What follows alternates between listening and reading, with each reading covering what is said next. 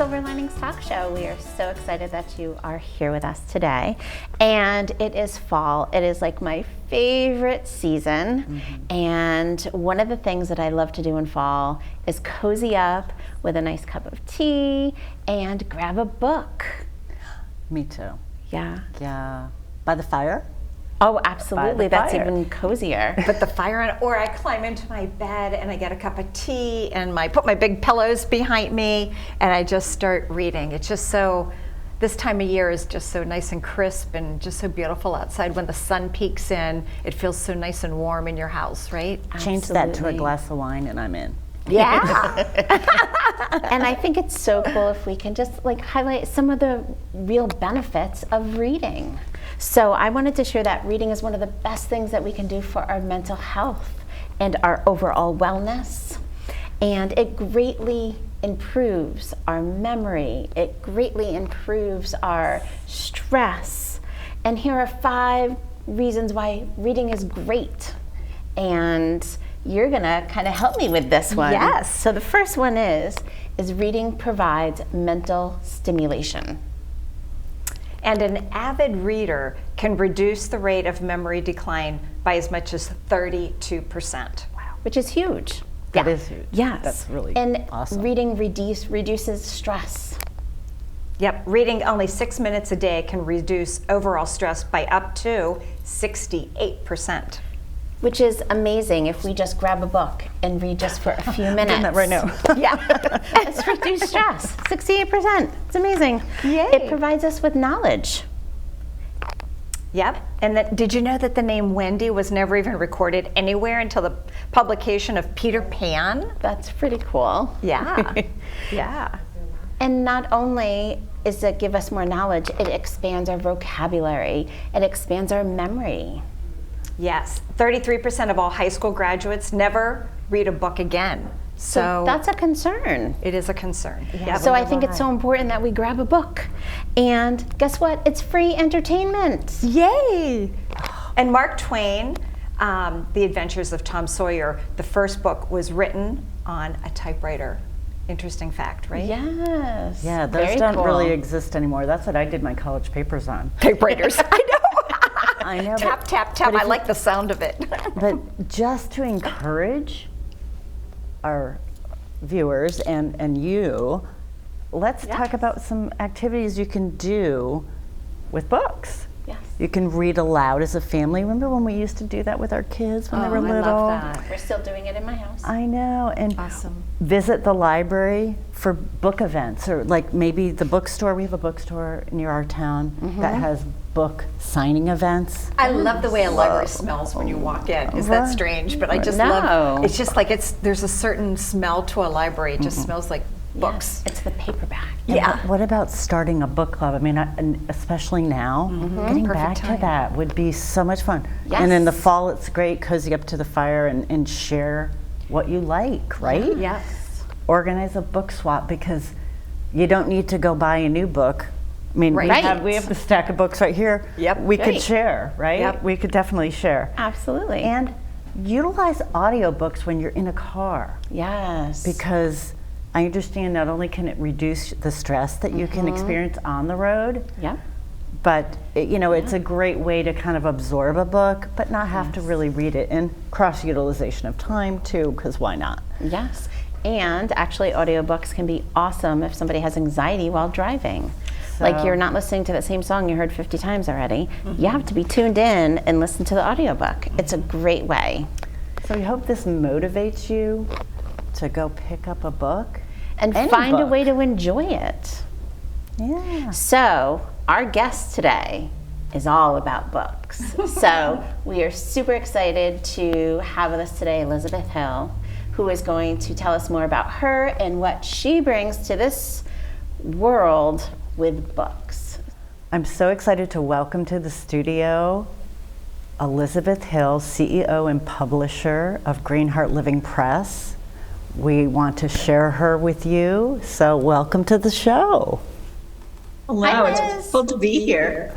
Hi. It's great to see you. Thank you for joining us on Zoom. You look fabulous.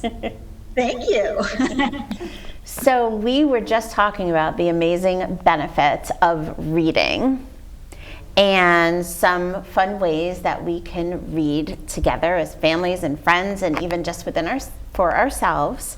And we would love to hear a little bit about your story, like what brought you to this point of being a publisher and creating your own publishing company. Yes, love well, of books. writing and reading for me has always been such a solace and such a help. I've had a lot of challenging times in my life, and sometimes writing or curling up with a book was something that really got me through challenging things. In particular, when I was in middle school, I had trouble with anxiety and OCD, and that in 8th grade, I met an English teacher who really opened up the world of creative writing to me. So it was really a saving grace for me to connect with. And how I became a publisher, I never actually set out to do this. It kind of surprised me, or was given to me by the universe or something. I published my own books. I think the first one came out about 5 years ago, and then I published another one right before the pandemic. That's where I published Love Notes. And before then, I was working as a coach, primarily focused around helping people with anxiety that also wanted to move things forward in their life. And I started attracting people that wanted help writing. They saw that I had published a book and they said, "How did you do this?" And so I started having more and more clients in that way. And then with the great pause, what we like to call it, of the COVID-19 pandemic, I saw things that it was scary to turn on the news at that time, right? And really frightening time. And I wanted to be in a place of having conversations, of focusing on, okay, yes, this is the news, and what are some blessings and wisdom that we're learning from it, right? Just like the name of your talk show, right? The silver linings. What's the silver linings? Yes. Right? Absolutely. Yeah, so I threw it out there. Who wants to write on this subject? And I had within a week, I had 20 authors that wanted to write on this topic. And since then, we have had a number of collaborative book projects with different authors, and I've been able to publish people's memoirs and inspirational books, personal and business development type books. It's been such a blessing and joy that I didn't expect in life. I have to say, this collaboration idea, that was very intriguing to me, partially because it caused me to reach out to you and put my story into one of your books. But was this just an idea that came to you to put all these authors into a book? It's kind of a new concept to me. And how does that inspire you moving forward when you have all of these individual authors in one book? So it's something that I had seen other people do. I'd seen other publishers and other writers bring together collaboration books. It was an idea that intrigued me, but it really, because of our first book, The Great Pause, it came from one day. I had 3 different conversations with people about this. It really was like divine inspiration that we just got. I kept having conversations about this same thing, this idea of a collaboration book. It wasn't something I really set out or planned, but it evolved, and then I put it up on Facebook, and then I got a lot of different people from different parts of my life saying, I really want to be part of this. And it's so fun because we get a mix of people that have never written before, some people that have never thought of themselves as writers, but they have really powerful stories. And also people that have published whole books themselves before. So and people in between. So it's fun because we all learn from each other, both from sharing our stories and helping each other, and also just through the writing and publishing process. And I feel like I get to know everybody so well from reading their stories and where they've come from in their life and how they're helping others. It's so lovely to get to be on my side reading the stories, sometimes the first person reading their stories, and for our readers too. We've gotten great feedback. Yeah, in our previous segment, we were talking about how amazingly healing and beneficial reading can be. And here you have taken writing, right, into this new realm, right? Because you're talking about people who have never written being in the same book as people who have written novels and how-to books, etc. So I really would like you to share a little bit more about what writing can do for people therapeutically, like how you've seen that work. Yeah, so my background, I actually have my master's in social work and in focusing in community organization. So I get to use all of this when we're putting our books together. Writing for me has been very healing. I have stacks of journals in my bedroom from years of needing to process things, needing to figure things out. And sometimes I couldn't do that without getting it out of the body. It helps kind of free yourself from your story and put it out there. So writing really has, what I've gotten to witness with people is kind of a twofold healing process. As they're writing, it's healing. Sometimes the first version of things is pretty rough, right? It's just getting it out there. And that can be really helpful for people. And then there's a second layer of healing that takes place when they actually put the story out there into book form, right? So it's almost like they get to hand over the story to the world. So it's not just held within them. They're getting support, they're being held by other people and putting those words out there.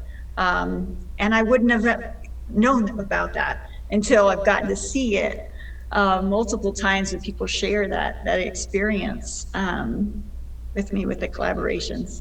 That's kind of next level support, right? Absolutely, and I feel like, to go along also with what you said, is like when you actually put that on paper and put that in a book and put that out there to the world, it also helps you tremendously to, whether it was something you held so near and dear to you and never shared it, it helps you kind of unlock and unleash. And that in itself is so cathartic. And also the fact that you most likely are impacting other people's lives that you don't even know.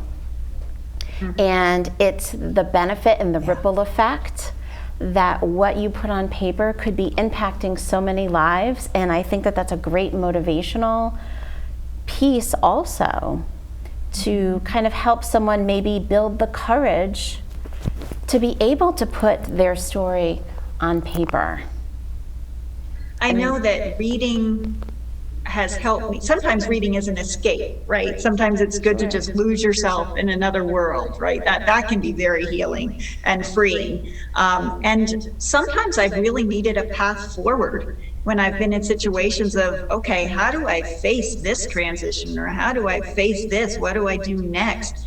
And that's really what we set out to do with our chapters, is look at, okay, how can you take what you've been through and help ease that path for somebody else, right? Like, how can we have what's happened to us make a difference for someone else? And sometimes just knowing that, first of all, somebody else has gone through it or has faced it and they're on the other side of it. And also sometimes practical information is helpful. Like, how do I face a divorce? How do I face my kids being in high school, right? Like, how do I face these different things? And knowing that there is something on the other side of that worth pushing through. Absolutely. And what is your thoughts of reading books and audiobooks? Yeah, I know we were talking about this before. I think it's such a neat thing now that, so I love reading. I'm a book geek, right?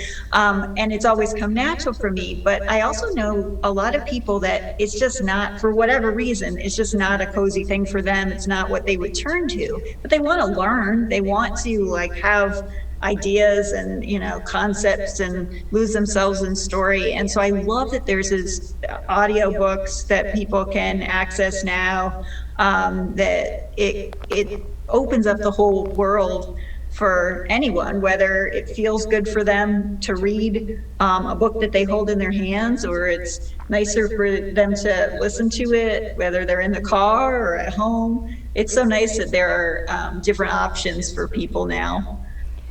I love that. But now please tell us. That was great, because I think now we've given everyone no excuse, right? No excuse. So I know we're entering November, which is a writer's month, right? So a lot of people don't consider themselves writers. How would you go about telling someone or encouraging them to put their words to paper? A novice, someone like me, who maybe I have put a chapter into a book, but I really don't consider myself a writer. Maybe you could give us some tips as to really how to put our thoughts on paper, whether it be in a therapeutic way or just in a way to just share with others.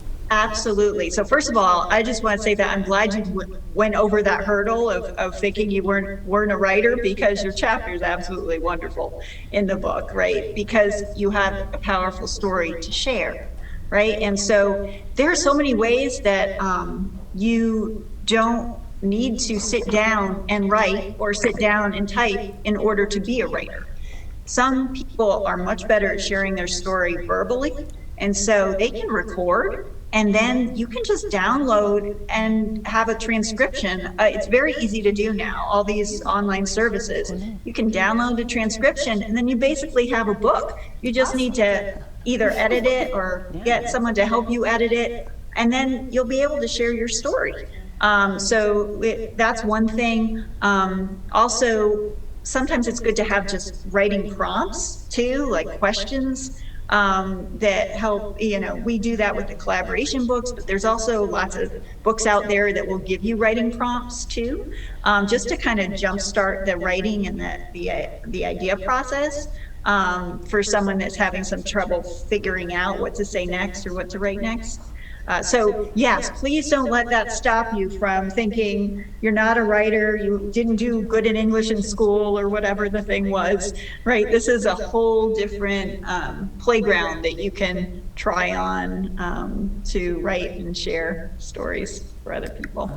Awesome. I love the writing prompt tip, because I didn't think about that, but I think there's a way that you can just look that up, right? Somewhere, and just get yourself writing prompts and get yourself into it. So those are great tips, tips. And just curious, how can people get in touch with you? If you have sparked something in a viewer, if you have, had someone think, maybe I could write, how could someone reach out to you? Yeah, so easiest way to go to my website, which is greenheartliving.com, and to reach out to me there. Awesome. Any last tip? Any final tip for us in terms of if someone's feeling hesitant about writing? Any one last words of wisdom for our viewers? Yes. Words of wisdom is, I would write what you know. That is the thing that really helps. By you sharing your story and writing what you know about it, but you might think that everybody else knows. They don't. It's important to share that just from your heart, from your life experience. That's going to be the most interesting to read, and probably the easiest to write. So start with what you know. That's a fabulous tip. Yay, I'm inspired. Excellent. You're gonna go write your story now. I am. I love it. So thank you so much, Liz. You've had so many wonderful things to share, and your books are just wonderful. We have a few here also, so we enjoy what's going to be coming out in the future also. Yep, we look Thank you. forward It was to a real pleasure coming on the show with you today. Thanks for spending some time with us via Zoom. Hi, everybody. everybody. I am so excited. This is our fall winter segment, and can you tell that we all have a little movie star in us? Look at the movie stars. Woo! So what I wanted to talk about, the reason we have these glasses on, is when you're out and about for the holidays, don't forget to wear your fashionable sunglasses, because if you have sporty sunglasses on and then you're dressed up in something like I have on or what we're wearing today, it wrecks the whole look. You have to have the right look, the sporty look when you're out doing sporty things, and then the fashionable glasses when you're doing the fun, fashionable things in your daytime, right? So we'll put this aside. Thank you, Lynn. And I wanted to show off this cape because the capes are really in. I'm sure everybody out there has a cape, or if you don't, this is a great way to layer things, because if you have, so today I have underneath this like a puffy skirt. So my puffy skirt wouldn't go with a coat that is very slim, like it would make me look like I'm a big snowball, right? So what I love about this is that the cape just easily goes over any outfit. It's made of alpaca and it's nice and warm. So I just wanted to talk about that. There we go. And then it is sweater weather and boot weather. So we love wearing boots and we love our boots. So I am showing off a high-heeled boot, and Dina is showing off the bootie. And both are in style, by the way. She's got tights on with hers. I have bare legs, and you can do either look, whatever you feel like. And Lynn is showing off her boots as well. This is a beautiful boot. This is like a nice neutral. I love how she did the neutral boot with her outfit today. Thank you. As far as accessories go, we all pitched in here and did our accessories. So what's really in right now, we're headed towards the colder weather. We want, our clothing is heavier and our clothing is more nubby. And so you want to match a heavier type necklace like I have on. You want to match that with your more nubby clothes, okay? So you can see it's got more substance to it. And it's a darker, metal. Yeah. And then on my wrist, I have my stacking bracelets. And a little tip is you always want to stack in either 3 or 5. And I have on, just a mixture. I have a chain, I have a sparkly, and then I have my strength bracelet. So that gives me lots of inspiration all day long, right, for my strength.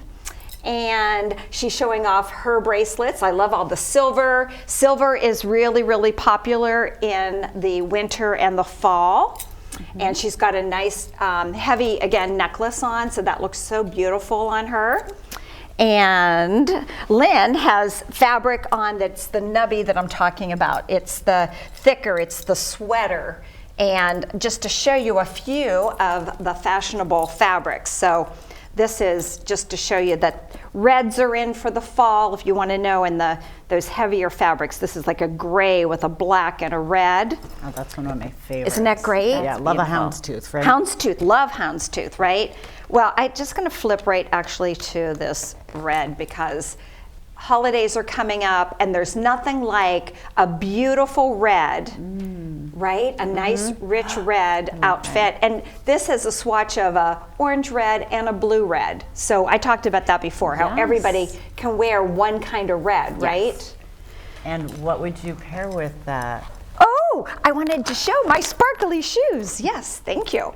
So these are sparkle shoes. So this is one way to just dress up an outfit, take a boot off, change it out. Like I could take this top and put a black skirt and these sparkly shoes, and off to the holiday party I go, right? That's brilliant. And cap it off with a beautiful red lip. Yes, and Dina so beautifully is showing off her red lip. And I have red lips on today too. That just kind of like always puts you in like a fun mood. Super good mood. I know, right? It like immediately lifts your spirits. Yeah, if you're ever even having like a bad day, sometimes if I'm just kind of bummed out, I don't have any makeup on, I just put red lips on. I do it when I'm tired. Oh, yes. It like it'll perk totally up your whole- perks me up. Yes. And I think what we have, because we couldn't bring it all here, Yes. is what's My showroom. We had so much fun last week. We did a video for you, so you get to see it.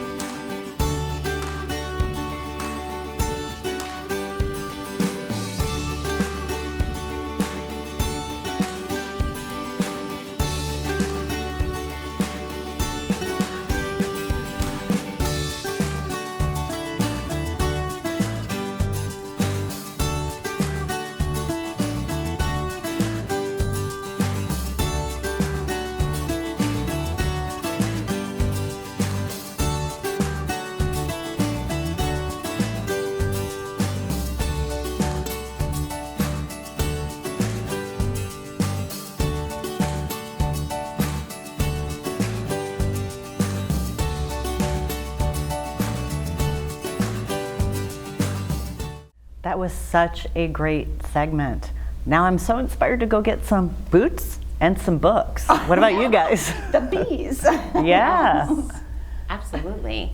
I wanted to thank Elizabeth for being with us today. Yes. It was great to have her zooming in. And I loved everything that you talked about with fashion and, how we can kind of even get ready for our events and holidays, and what are some of those trends. And I That's also want to remind everyone that this is a month that we want to remember our veterans. Oh, that's Yes. so Right, kind. Diane? Yeah, my husband's veteran, and I think one of the nicest things that you can do is when you see a veteran is to just say thank you for your service. That's near and dear to my heart, because whenever I see somebody thank my husband, or I've seen somebody being thanked for their service, they get the biggest smile on their face, and it's just so important that we do that. Yeah. So let's just show our appreciation this month and continue to tune in and check us out, right? Yeah, absolutely. And I think it's great to also, I love when schools educate children about the importance of Veterans Day and what it means. I know in my son's school, they have school on Veterans Day, and my husband's also a veteran, and he's gone in on many years and has gone in and talked about those experiences. So I think if you can, try to embrace the idea of Veterans Day and what it means and what they've brought to us, and certainly what they continue to bring to us, because they do amazing things still. So thank you to all the veterans out there, and we wish you an awesome day, and we look forward to having you back with us soon. And safe and happy holidays for everybody.